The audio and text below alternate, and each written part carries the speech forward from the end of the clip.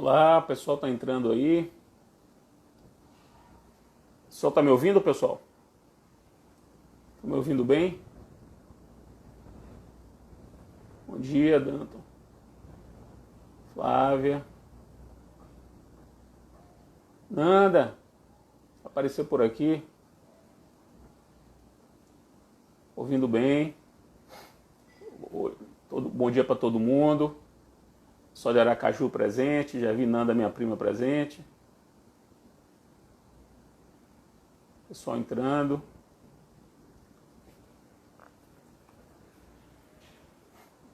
Hoje eu vou conversar com o meu grande amigo Robson Godinho sobre esse tema de que eu gosto muito, que é a interdição.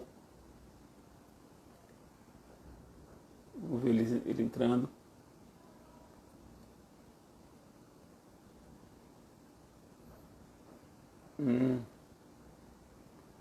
Quem mais está por aí?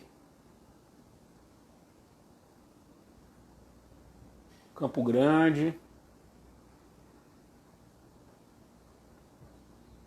Sérgio Coelho? Ô, meu querido. Braço forte para você. Robson entrou. Vamos ver Robson chegar aí.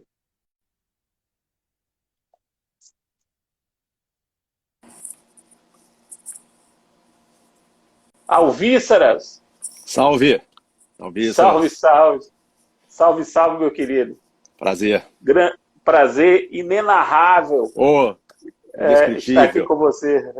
Que coisa sensacional. Essa live deveria ser narrada por Januário de Oliveira. Tamanha o inusitado dela. É uma pena. Só se fosse a parte do tá lá o corpo estendido. Muita gente não vai entender referência a Januário, né? Infelizmente. Não vai. Mas vamos procurar no Google. Foi um grande narrador de futebol. Grande narrador de futebol mesmo. E o pessoal também não vai entender essa referência, né, Fred? Inusitado tudo, porque eu sou um grande. Vamos dizer assim, eu não sou muito entusiasmado com lives. Essa a questão. Mas fico feliz de ter sido o segundo, né? Não foi o primeiro, mas foi o primeiro, na verdade, né, de falar. A gente está falando disso há muito tempo, mas acabou sendo o segundo por causa da sua agenda, né? Você está no ar, vamos dizer assim, no ar, em telas, todo dia. É um negócio impressionante. Mas agradeço muito o convite, o espaço, que é um espaço espetacular, né? Conversar com você e com as pessoas todas que acompanham, que evidentemente acompanham você independentemente do interlocutor. Então, eu estou pegando a carona com muita alegria. Que maravilha. Vou lhe apresentar primeiro. Vou dizer a razão pela qual a gente escolheu esse tema. E aí a gente começa a conversar. Robson Godinho, ele é mestre e doutor em Direito pela PUC de São Paulo. Nós nos conhecemos quando ele fazia o mestrado. Ele entrou no mestrado quando eu entrei no doutorado, em 2003. Nós nos conhecemos na disciplina de Sérgio Shimura, tutela judicional coletiva, sexta-feira de manhã. Nos conhecemos no café, que ficava lá na PUC lá da Monte Alegre. E nos tornamos muito amigos. Robson é um dos meus principais amigos, não só no profissional, mas também no pessoal. Meu amigo de muitos anos, desde 2003, quando lá se vão 17 anos. E eu pude acompanhar toda a trajetória de Robson, desde o seu mestrado, que gerou o livro sobre tutela processual dos idosos,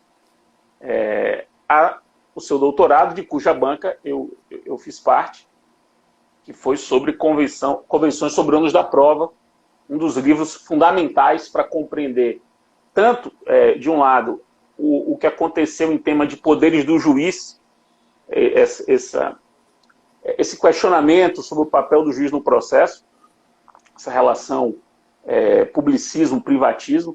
O trabalho de Robson é uma grande contribuição para isso. Quanto à parte de negócios probatórios. É um livro publicado pela RT. E já escrevemos coisas juntos, né? Temos artigos publicados em conjunto. E há um tema que nos aproxima, E pós-doutorado contigo, ué. Você vai pular a parte da UFBA? Pô. Não, esqueci. Depois do doutorado, ele fez o pós-doutorado comigo. Ele foi o primeiro, inclusive. A primeira pessoa a fazer pós-doutorado na Faculdade de Direito da UFBA. Ele foi o primeiro. E foi o primeiro comigo também. Ele não só foi o primeiro a concluir o pós-doutorado lá, e o pós-doutorado lá é formalizado. Ele foi o primeiro. Produziu textos sobre poderes do juiz e prova, né, juiz e prova. Ele está consolidando esses textos para publicar um ensaio maior sobre o tema. Então é uma grande figura. Robson não existe nada que Robson escreve que seja ruim. Nada. Tudo que ele escreveu é relevante. Tudo que ele escreveu é relevante. Então tem obras realmente seminais, a obra de artigos, já tem de livro, contando aquele de capacidade postulatória, mais o comentário, são o quê? 4, 5 livros? Eu considero 3, mas, assim, sozinho, né? Aquele outro não, foi um opúsculo, né, da substituição processual. Eu não, segundo Milor Fernandes, quando fez uma inesquecível crônica sobre um livro do José Sarney, claro. Pode ser chamado de livro qualquer coisa com 50 páginas ou mais. Ele disse isso. Eu não sei se isso ainda persiste. Se persistir, são 4 livros. Mas eu não... Essa crônica é espetacular. É espetacular. É espetacular. Procurem. Eu não sei nem que livro que foi. Bom, estou falando do livro pelo conceito que ele deu. Brejal dos Guajas. Pô, eu sou entusiasta do Marimbondo de Fogo, que jamais lerei. Mas eu acho que é um símbolo, né? De muita coisa. Brejal dos Guajas. Então, essa crônica é espetacular. E ele define livro como 50 páginas ou mais. Então, pela essa definição, ele chama esse brejal de livro. E por essa definição, eu posso considerar que eu tenho 4. Mas eu acho que tem 3. E só acrescentando, Fred, você escreveu do prefácio dos 2. Só escreveu o terceiro, porque o terceiro é um livro sem prefácio pela composição dele, né? Como obra de coleção. Mas você fez o prefácio dos 2. E o que é mais bizarro de tudo isso é que você me chamou para fazer um prefácio de um livro seu. O bizarro está no fato de que era sua tese de docência, eu sequer era doutor. E isso diz muito sobre a nossa relação e também sobre você, né? Sobre a sua... Um pouco como você pensa e vê as coisas, que tem vários exemplos aí, mas esse é o que me toca pessoalmente, né? Esse prefácio que você fez do meu livro, você sabe que esse livro, que é o Sobre a Teoria Geral do Processo, essa desconhecida, é o meu livro de que eu mais gosto. Isso eu não sabia, não. Disso não. Vou dizer que eu mais gosto. E você fez o prefácio. Foram 2 prefácios desse livro. Tem um seu e tem um de Alberto Ávila. E o seu começa com aquele trocadilho já histórico, né? Sim. Tem a ver com a nossa relação também, tudo, década de 80 e tal, né? Que é tese estranha e prefácio esquisito. Tese estranha, prefácio esquisito. E depois explico, né? Claro. Depois explico, claro. E a tese foi considerada estranha pela banca, né? Eu reproduzo isso. A banca estranhou sua tese, tanto que ela achava que era inadmissível com a banca de processo. Para começar a história. Está contada lá, mas isso é muito interessante também. E é muito interessante que tenha acontecido isso com você. Né? E dentro da USP, sobre teoria geral do processo. Ou seja, é uma coisa que eu agrado, que eu gosto muito, né? Você acompanhou tudo. Agora vamos contar o tema. Por que a gente vai falar sobre interdição? Por que a gente vai falar sobre interdição? Interdição é um tema que me agrada muito intelectualmente. Eu sempre me interessei pelo assunto ação de interdição. Desde quando eu li um texto de Barbosa Moreira sobre sentença na interdição. É um texto que estava em um dos volumes dos temas de Barbosa Moreira.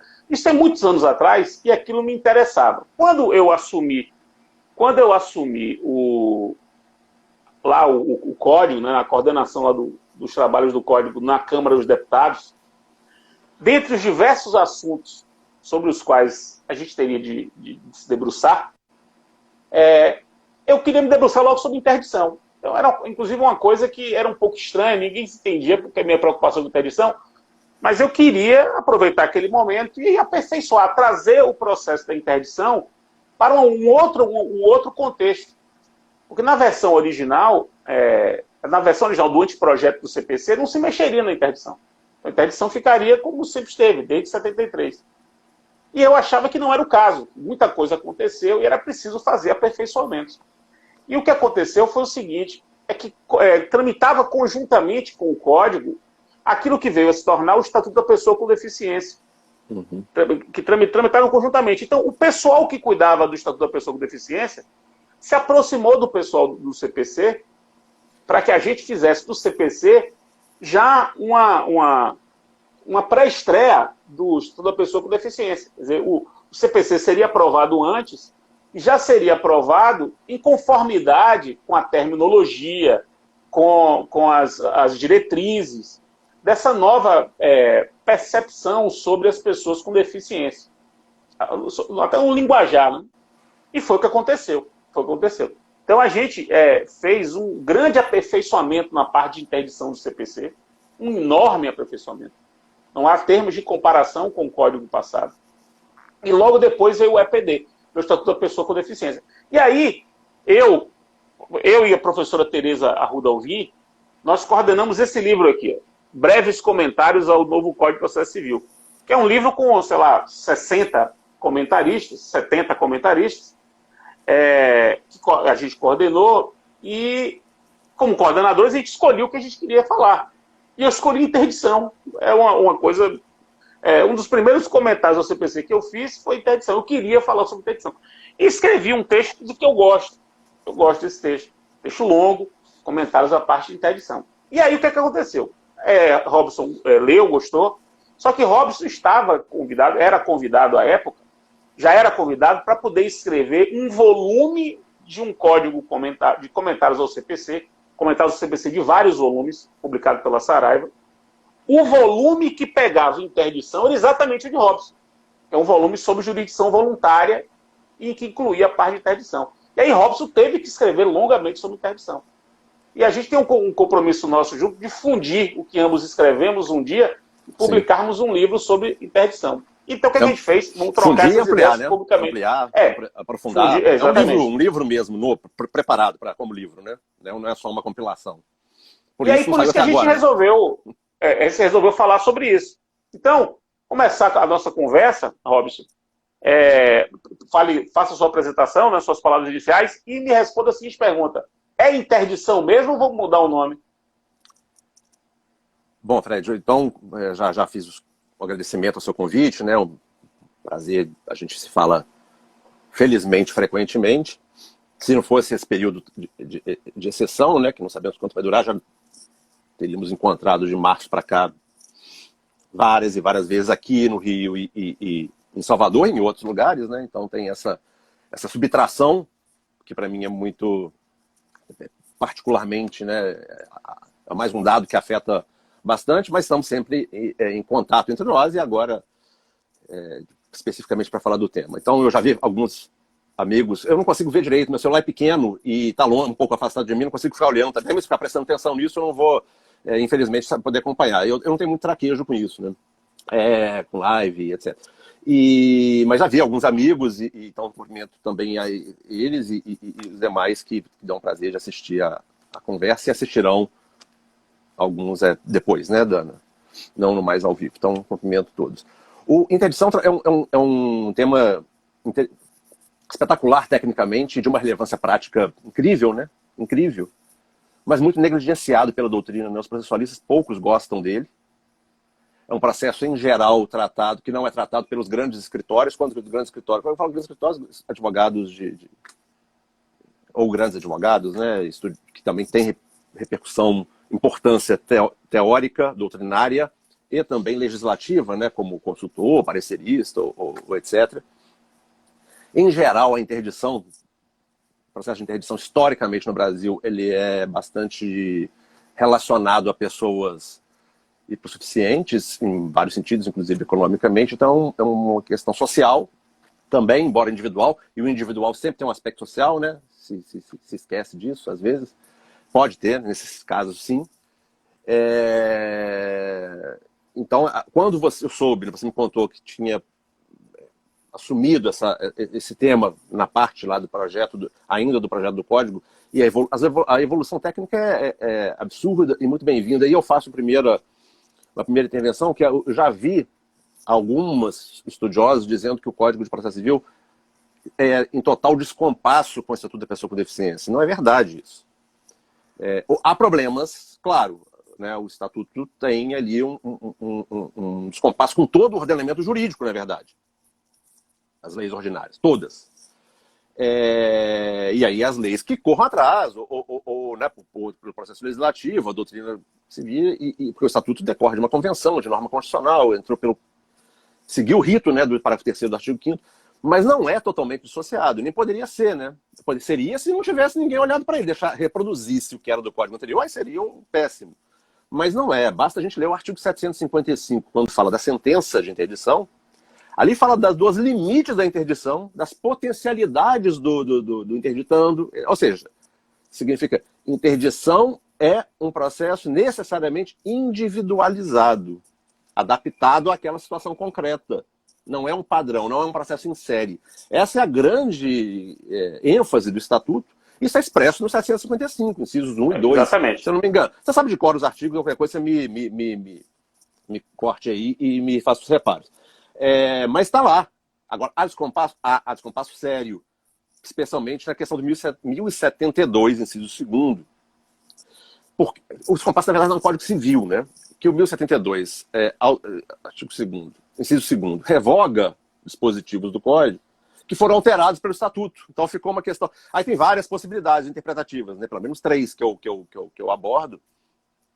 Que considera que o Estatuto teve uma vigência só de 2 meses e meio nesse particular, que é o artigo 114 do Estatuto, um dos pontos.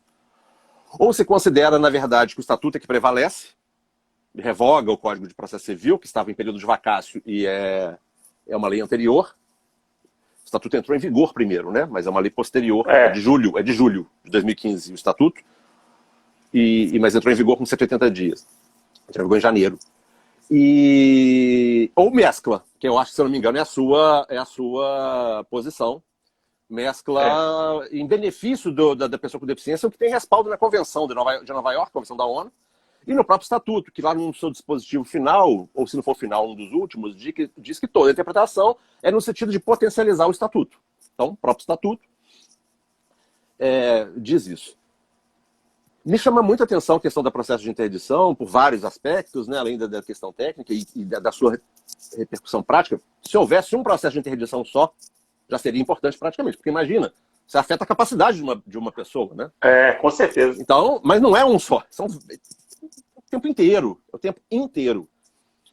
Às vezes menos do que se deveria, né? As pessoas conseguem conviver, por vários motivos, se convive com graus de incapacidade sem nenhuma providência formal do Estado, por vários motivos, ou por desconhecimento, ou na verdade por acomodação, pelo apoio que a própria família consegue dar, ou por falta mesmo por uma escassez estatal que não tem sequer um diagnóstico, não ocorre até saber que há esse procedimento. No interior a gente está falando de situações de interior, de extrema pobreza, ou de falta de conhecimento, ou de conhecimento de tudo, mas que consegue compor na vida aquele grau de incapacidade sem uma manifestação formal, porque não tem motivo prático, no caso específico, ou também porque não quer, se acomoda bem, vive bem, dá o apoio necessário ali, ou no mau diagnóstico, né? Quando a gente fala de incapacidade, especificamente da questão mental, intelectual, há um leque muito grande, né? E há situações em que às vezes a gente convive, né? Nós, como leigos, sabemos que aquela pessoa ali não tem condição de administrar a vida civil dela, embora seja genial num assunto específico. Isso acontece. As universidades estão cheias de pessoas aí que poderiam ser interditadas, no mundo inteiro, né? De cientistas brilhantes, mas que não conseguem administrar nada. Ou pessoas que estão aí em posições de comando, né? Eu me recordo que, eu não li esse livro, mas eu li a crônica, em 2017, 2016, por aí, 37 psiquiatras e psicólogos de alto gabarito universitário nos Estados Unidos escreveram um livro analisando com base, indiretamente, né, com base, o presidente dos Estados Unidos atual. E eles concluíram, como não pode diagnosticar sem contato pessoal, eles não podiam usar os termos técnicos, mas os 37 concluíram por questões graves psiquiátricas que acometeriam, transtornos mentais, né, que acometeriam o atual presidente da República. Então, falando de laudos, interessantíssimo, né? E tá lá, e não tem interdição nenhuma, ao contrário, né? E assim historicamente. Ao mesmo tempo, a interdição pode ser muito cruel. Pode ser usada, foi usada historicamente, né, para estigmatizar. Você imagina, havia na época do nazismo o campo de concentração destinado a anormais, claro que eu estou falando isso, entre aspas, né? A questão dos leprosários, historicamente. Tem uma história da loucura do Michel Foucault, que é muito interessante. Aqui no Brasil, o Holocausto Brasileiro do Daniel Arbex, já falamos sobre isso, uma reportagem sobre a colônia manicomial de Barbacena, que é muito interessante, mas ela descreve ali Bom, o nome é Holocausto Brasileiro, porque tinha o trem de doido, né, uma expressão mineira, Barbacena, Minas Gerais. O trem de doido, que era assim chamado, ele parava dentro da colônia. Muito parecido com o Holocausto, né, com os campos. Que tinha um trem também. Claro, ali poderia ser... Imagina a medicação que era dada para essa população, né? E ela descreve ali os casos, eu recomendo demais esse livro de... E o documentário tem no YouTube. O documentário tem no YouTube. Sobre a colônia. E aí tem uma série de coisas. Eu não sei se você viu na edição de agosto da Piauí, tem um perfil com um crítico italiano sobre Bossa Nova, que mora aqui no Brasil. Não sei se você leu esse... E lá ele próprio fala que ele não tem muita capacidade de administrar a vida civil dele, ele precisa de apoio, embora ele não é interditado, nem nada. Ele reconhece isso, né? Inclusive o código permite a auto-interdição, o interditando como legitimado ativo, muita gente estranha isso. E lá ele dá um exemplo de um tio dele, da questão da família dele, de um tio dele que ele fala assim, devia ter um certo grau de autismo, porque ele fazia mapas, ele via um mapa e ele decorava aquilo e reproduzia mapas por desenho, e ele de manhã olhava a hora uma vez, o horário, e o resto do dia, a partir de qualquer momento que você perguntasse a hora para ele, ele falava a hora para você, ele marcava o tempo mentalmente, fazia outras coisas. E um dia ele perguntou para a avó dele, né, que é a mãe desse tio, por que nunca foi tomada uma providência. Ele falou assim, nunca teve problema e além de tudo era muito útil essa questão do horário. Ele sempre precisava perguntar para ele. Isso no interior da Itália, na década de 50. Então tem umas coisas assim, claro. Ao mesmo tempo que a gente não deve romantizar questões psiquiátricas porque tem mais, né, coisas seríssimas aí que às vezes não são levadas a sério. Né? A história da depressão. Tem gente que fala que daqui a 100 anos, quando olharem como se tratou a depressão no século XX e também no século XXI, você vai ser considerado uma coisa selvagem. Né? E também não é interdição uma panaceia. Há como acomodar isso também. Então é por isso que eu defendo de forma bastante contundente que o Ministério Público, como legitimado ativo, tem necessariamente que ter uma atuação subsidiária. É a última ratio, vamos usar a linguagem que eu nem gosto muito. Acho que a gente não deve... eu falo a gente porque eu sou promotor de justiça. Muita gente pode não saber. A gente não deve se arvorar na condição de interditador, palavra que não existe, primeiro. Sobre se interdição existe ou não o termo, né? Eu acho que, em primeiro lugar, eu não acho que é uma bobagem quando se discute terminologia. As palavras têm sentido e têm força. Eu uso a palavra interdição por alguns motivos. Primeiro, que ainda na parte do processual, é o que a nomenclatura legal. O próprio Estatuto da Pessoa com Deficiência usa interdição pelo menos em duas passagens, ou interdito, não me lembro agora, mas pelo menos duas passagens. Interditando, né? Pelo menos duas passagens, embora a gente saiba que eles não querem. Agora, se existe sempre existiu, né, a discussão curatela sem interdição, né, a questão da pessoa com deficiência física no Código Civil, já que foi revogada agora essa parte, né? Interditar tem um peso muito forte. Eu acho que não tem problema nenhum em retirar essa terminologia. Tem um projeto de lei que já está na Câmara dos Deputados, foi aprovado no Senado, né, um projeto de lei que eu acho que ele aprofunda o Estatuto da Pessoa com Deficiência e revoga o Código de Processo Civil, toda a parte de interdição, substituindo, né, por letrinhas, mas revoga todos os artigos. Eu li esse projeto, foi aprovado no Senado integralmente, já tem na comissão da CCJ da Câmara, não teve nenhuma proposta, foi aprovada como veio do Senado e está parada há um ano. E não sei se isso desperta interesse de alguém lá, legislativo, para que modifique ou para que corrija. Então não vejo problema, mas também não vejo problema de usar a palavra interdição, desde que a carga, desde que se diga o que está referindo, né? A gente olha e fala assim, mas a interdição é algo que está separando, você está estigmatizando, tudo bem. Não tem problema nenhum em parar de usar. Agora, a gente comentou o código, tem que usar, não tem como não usar terminologia. Você faz a ressalva porque usa, eu também faço ressalva porque eu uso, eu continuo usando o processo de interdição. Qual é a consequência dele interditar? São os problemas legislativos agora, né?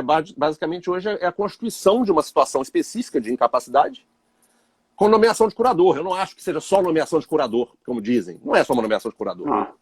Ou de curadores, né? Porque pode ser mais de um curador. Curador compartilhada, aliás, que já existia antes, o Código prevê, né?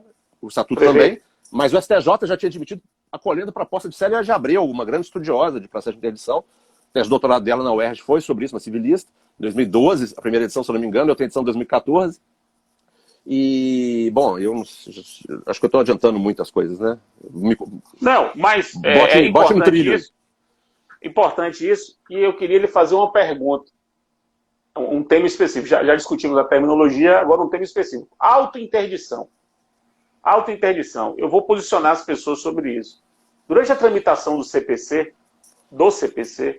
essa questão da autointerdição, da possibilidade daquele que busque a sua própria interdição, ela foi cogitada e não se colocou isso no código. Não se colocou isso no código.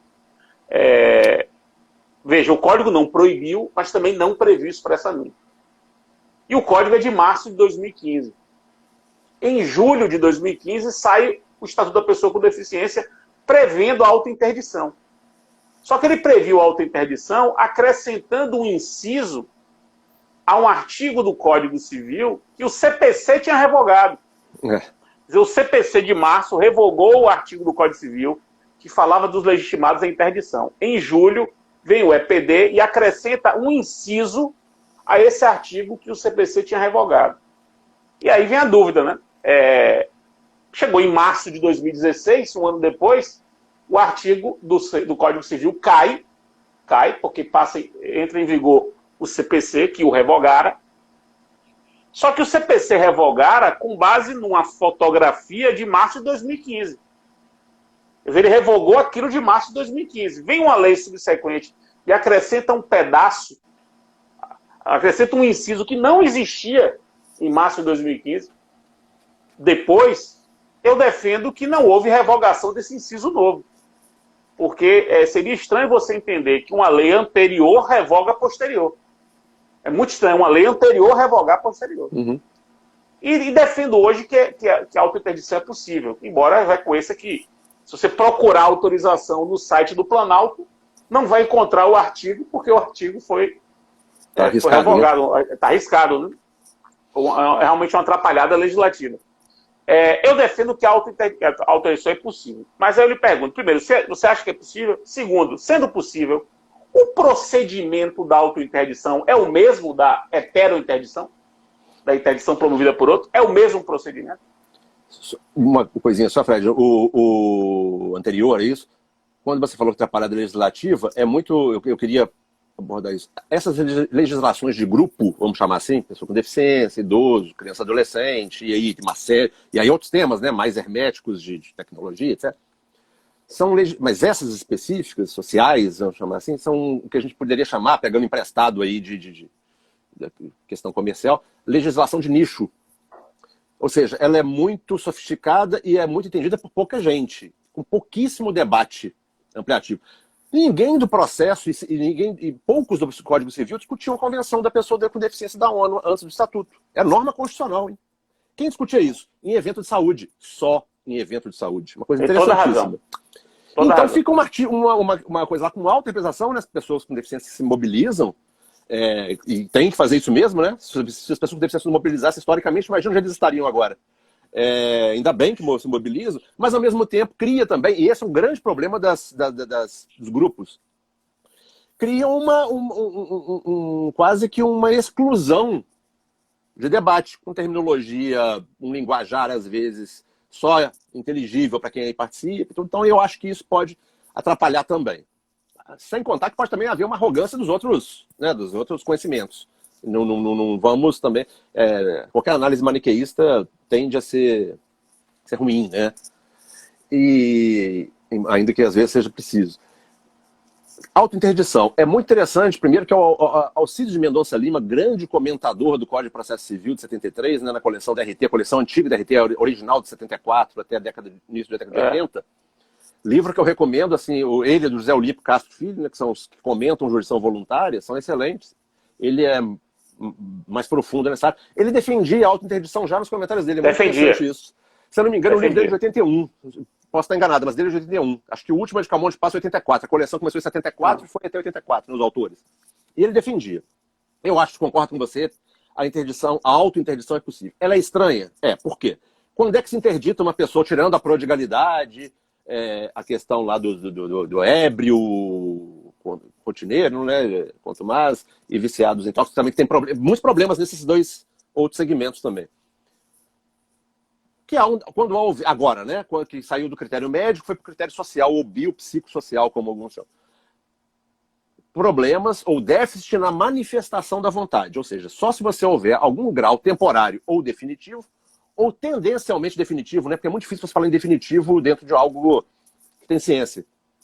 Tendencialmente, o prognóstico definitivo de manifestação da vontade. Ou seja, então a pessoa, para se interditar, requerer sua interdição, né? Se interditar, o modo de dizer, ela tem que se afirmar que não tem manifestação da vontade plena.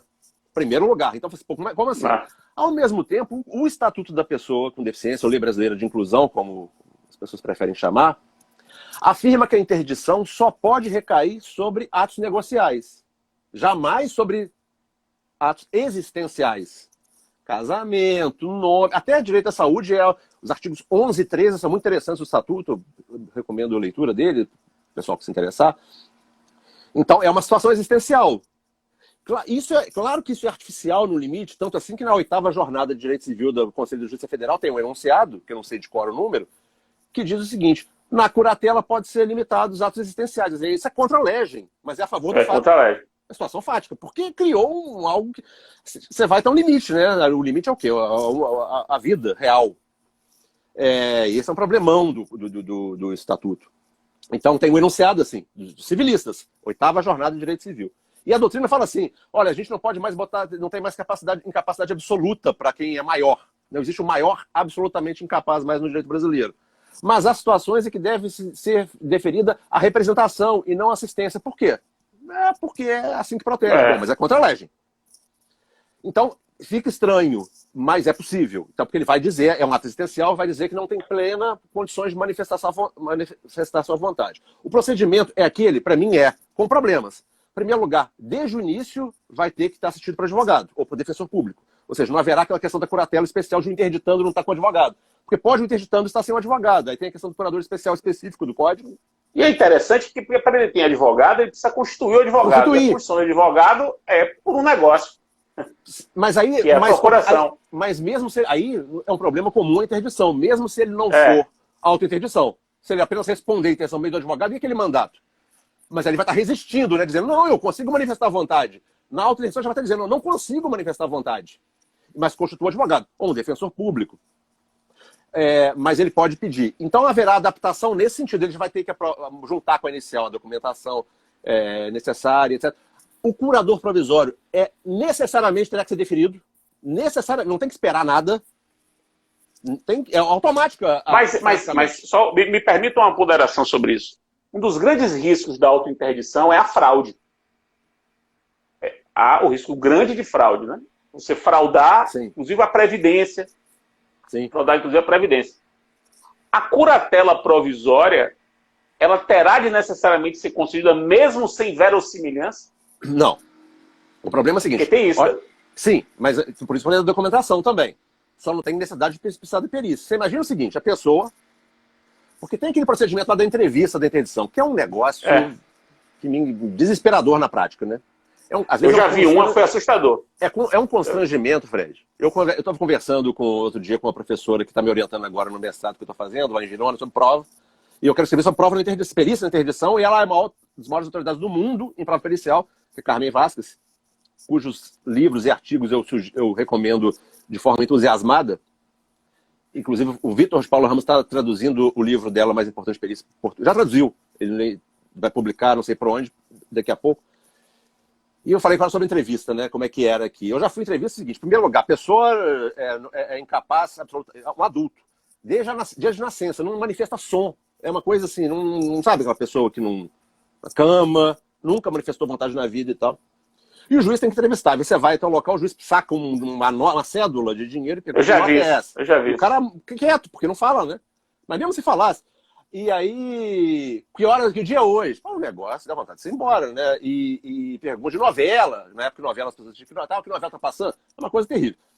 Ou então você pega um interditando interessante no sentido de cognitivo. Uma vez eu vi uma interdição, eu era estagiário do MP de Minas, em Juiz de Fora. O interditando era um artista plástico, conhecido na cidade. E ele não falou, não queria ser interditado, nada e tal. Aí o juiz perguntou quanto que vale esse cinzeiro. Tinha um cinzeiro na sala de audiência. Imagina quanto tempo tem isso, deve ter cinzeiro em sala de audiência. Não tem nem mais cinzeiro. Cinzeiro acho que foi uma coisa abolida, né? De salas e tal, não sei se foi. Tinha um cinzeiro lá. Quanto vale o cinzeiro? Cara, depende. A resposta do intestino foi essa, depende. Pode valer. Quem fez esse cinzeiro? Esse cinzeiro pode, se for uma obra de arte, começou a devagar. O juiz considerou que ele estava doido. Não, ele estava certíssimo, ele é artista. Tá certo, é claro. Certo. Igual a intenção de prodigalidade também. Um senhor lá queria fazer só banheira com champanhe, não sei o que. Papai falou, tô totalmente ciente, eu quero aproveitar. Então tem umas situações delicadas, né? Ô, Robson, só uma coisa. Repita aí o nome da sua orientadora agora. O pessoal está perguntando aí. Carmen Vázquez. Vázquez com 2 E's, né? Vázquez. Não pronuncia assim. Bom, também eu não sei a pronúncia correta dela, porque ela é lá da Catalunha, né? Mas é Carmen Vázquez. Eu devo ter algum livro. Tem um livro dela, uma coletânea agora aqui. Vai sair torto, né? Essa é uma coletânea nova de artigos dela, não dá para ver o nome. Não é o livro mais importante dela, não. Ver. Esse não é o livro mais importante dela, não. É uma editora peruana, essa aqui. São artigos dela. O livro mais importante dela está por aqui, ao meu redor. Aqui embaixo, eu estou cercado por livros no chão, porque eu estou escrevendo. E aí, pode, Fred, mas aí a pessoa... Então, já temos aí a entrevista antecipada, não vou dizer que é confissão, porque é direito indisponível, etc., mas já temos uma declaração do próprio interditando de que ele é incapaz, em algum grau. O laudo médico, né? O laudo médico ele tem que estar aí. Então, inicial estando assim, não tem o que fazer, né? Não tem o que fazer, porque nem precisa da entrevista, etc., e tal. E aí haverá a questão do curador. Então o advogado já tem que estar constituído, algum advogado, então não tem necessidade de um curador, né? Não vai chegar nisso.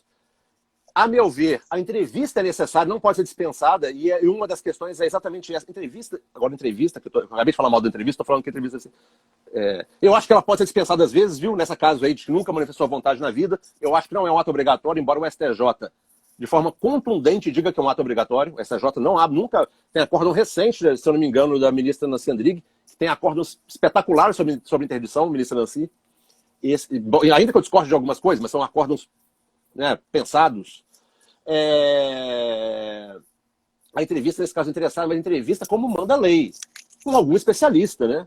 Com algum especialista. O juiz não tem condição. O que o juiz vai falar se ele acha que o cara não tem condição? É leigo. A impressão pessoal dele não serve para nada, nem a minha. E nós não temos condição. A gente tem que pensar, nós não temos condição intelectual, capacidade técnica. E se tiver, não pode ser juiz, naquele caso. Ele não pode usar a capacidade dele. Imagina que é um médico e o juiz, né? O juiz e médico. E daí? Isso é relevante. Eu acho. A entrevista, ela que é uma etapa preliminar aí da interdição, ela cumpre um papel. Eu sempre pensei nisso. Ela cumpre um papel, ela pode cumprir um papel interessante de filtrar interdições abusivas. Sim. Quer dizer, é uma entrevista para reconhecer um pouco de verossimilhança. Quer dizer, é como se fosse uma etapa de constatação de uma justa causa da interdição. E veja que o legislador se preocupa com isso, né? Porque o legislador agora exige a prova. Veja, ele começa já na inicial. Ele exige na inicial um laudo médico. Sim.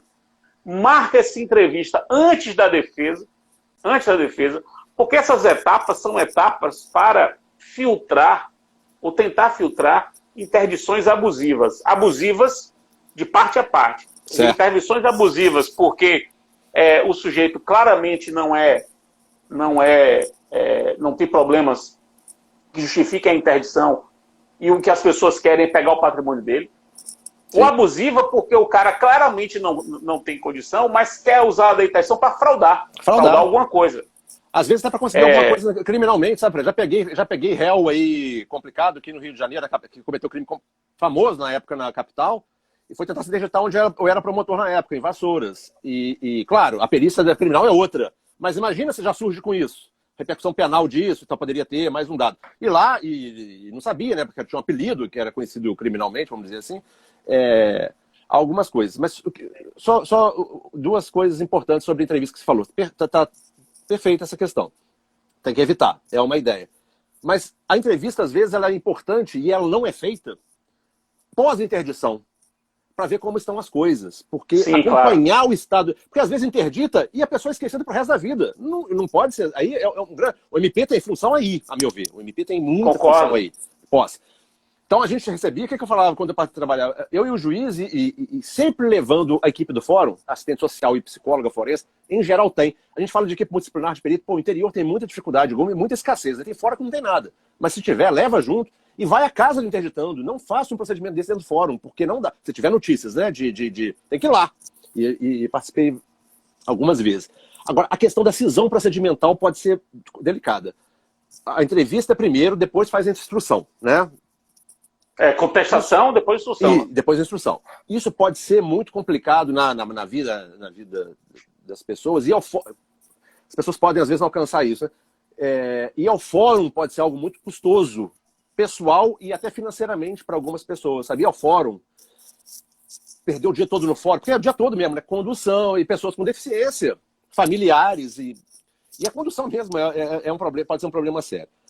Então, às vezes, alguns juízes que eu conversei, falava o seguinte, olha só, eu não consigo mais, às vezes não faz sentido cindir o procedimento. Eu uso aquela alternativa da jurisdição voluntária de que não tem legalidade estrita para modificar o procedimento e faço tudo num ato só por uma questão de as pessoas irem ao fórum um dia só.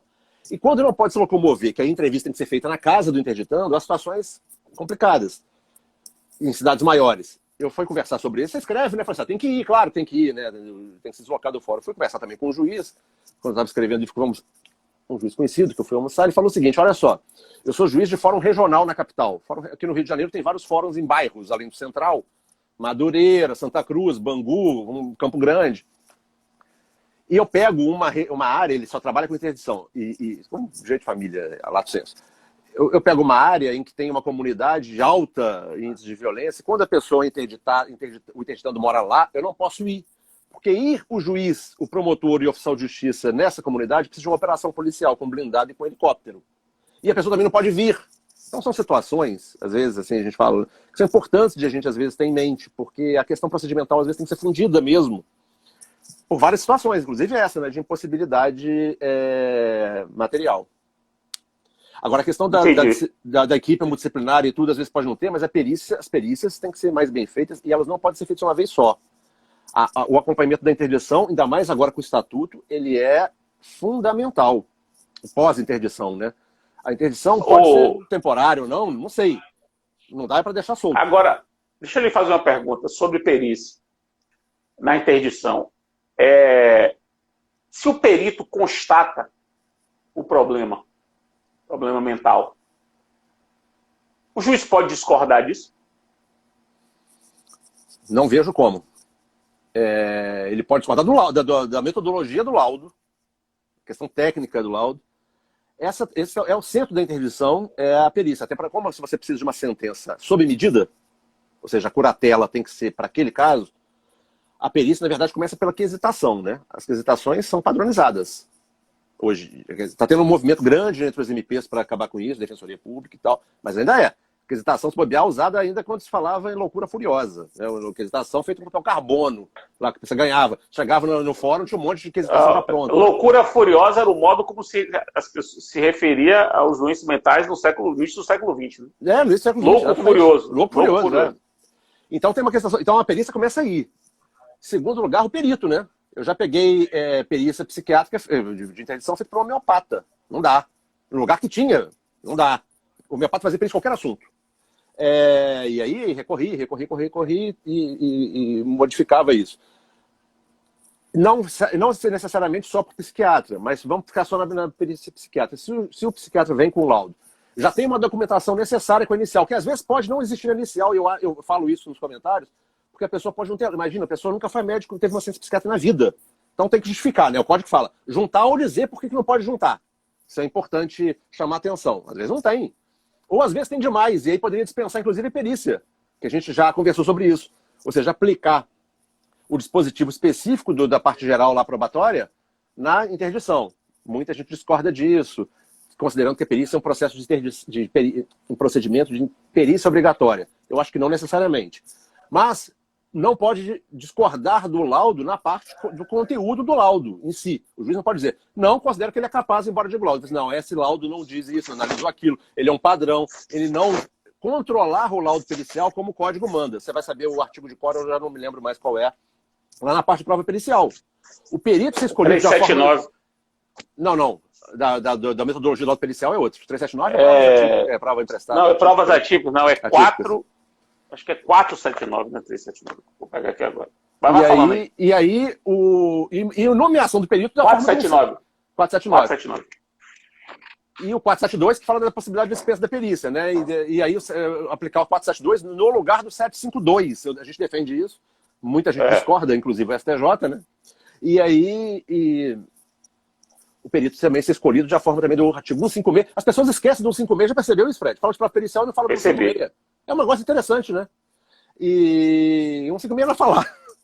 Inclusive na parte dos impedimentos periciais, né? E aí escolher dessa forma e o laudo daquela forma como o código determina. O controle aí. Qual é a solução do juiz, então, se ele discorda? Outra perícia. E aí vem um grande problema. Custeio da perícia, que é um grande problema, né? Claro. Hoje, alguns tribunais estão exigindo que o MP pague a perícia antes em caso de interdição. Você está paralisando as interdições. Porque o MP hoje tem perito. Os juízes não deixam o MP usar o próprio perito, psiquiatra, porque é parte. Discordo disso. E determina o adiantamento de custas, pelo artigo 91. E aí as perícias não saem. Imagina, as intenções paradas assim, são situações complicadas, né? Agora, 91... tem uma participante aqui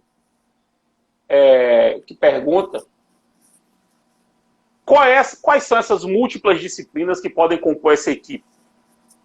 Sim. Essa equipe multidisciplinar seria o quê? Psicólogo, médico, deficiência social? A deficiência não é o que é importante. Deficiência não é sinônimo de incapacidade. Então a incapacidade que sairá do processo não será de deficiência, e sim de problemas de manifestação de vontade, que não decorrem necessariamente ou só de questões psiquiátricas. Então o que é essa equipe de neurologista? Que não é só psiquiatra. Há questões ali de neurológicas que o psiquiatra às vezes não tem conhecimento. O psicólogo, assistente social, e aí questões outras que podem surgir no caso concreto. E aí a gente tem que ver. Pode ter uma questão importante de algum problema que seja físico, não necessariamente neurológico, que necessite, por exemplo, de um otorrino. Não é só uma questão de vontade de não conseguir falar, mas de alguma questão mais ampla, que eu não vou saber. Há moléstias que são raras, mas que são gravíssimas, né? E que demandam. O diagnóstico já precisa de uma equipe. Imagina para uma perícia pegar aquele psiquiatra que faz um monte de coisa, que não vê sequer a pessoa.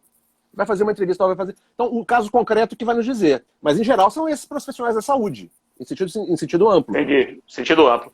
Agora... Saúde e assistência social. A assistência social é muito importante em processo de muito interdição, importante. Especialmente no acompanhamento.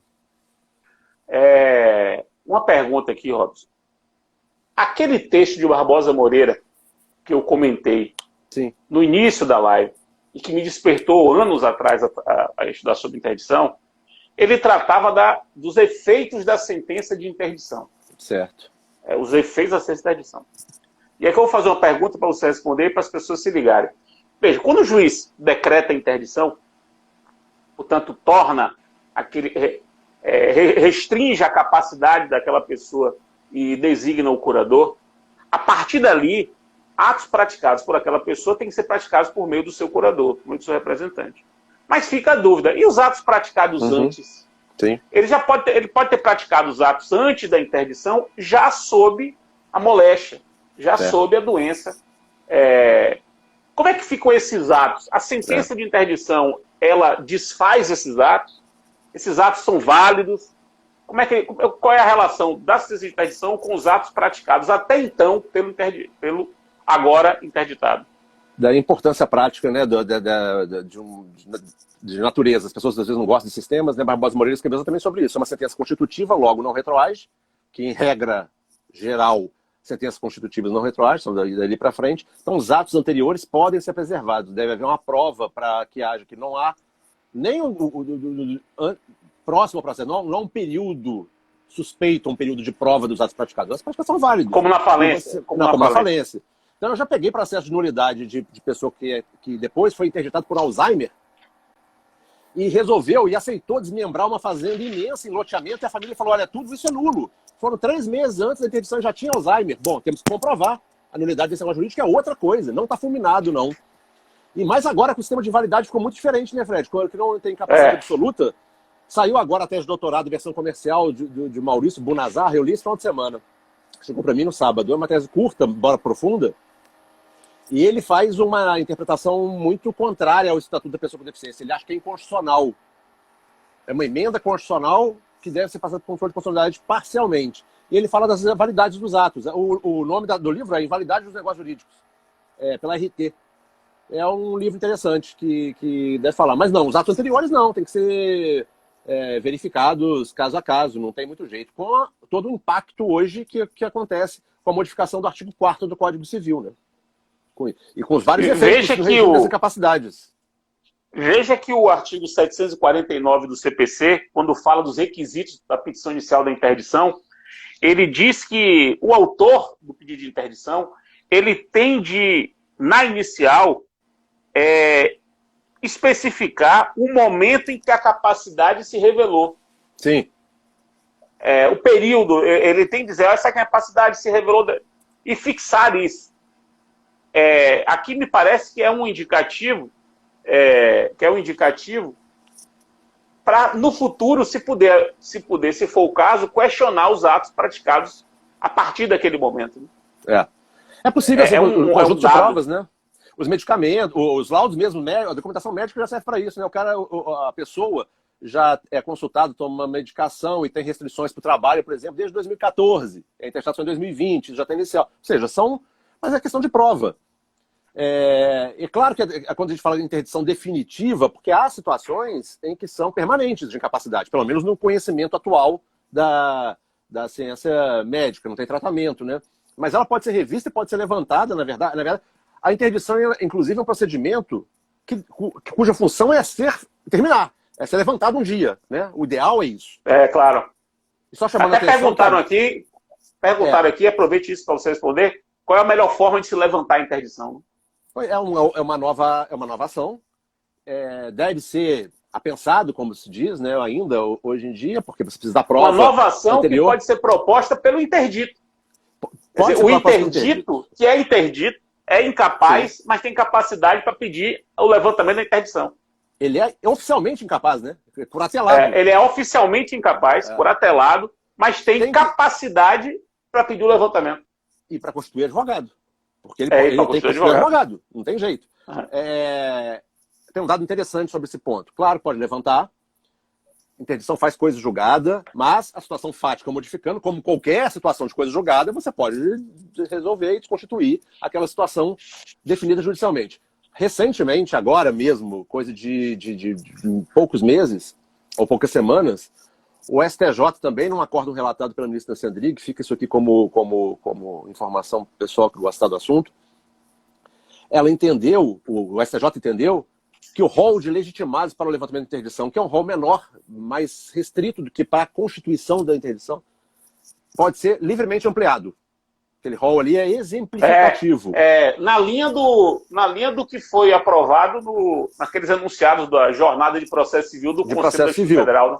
E agora aquilo foi a proposta de Maurício Requião, que tem um livro colega aqui da UFBA, sobre o tema, né? Tem um livro sobre o tema, professor aqui da UFBA, com a proposta que ele mandou para a jornada e a jornada aprovou. Ele e Gabriela Espósito tem duas monografias importantes sobre a capacidade, né, e aspectos processuais. Ele mais voltado à questão da interdição, ela mais voltada à capacidade processual da pessoa com deficiência, né?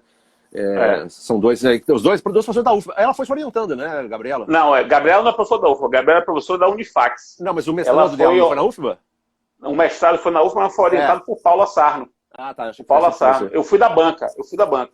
Requião é professor da UFBA, professor da UFBA de Direito Civil, e eu fui da banca dele de mestrado e doutorado.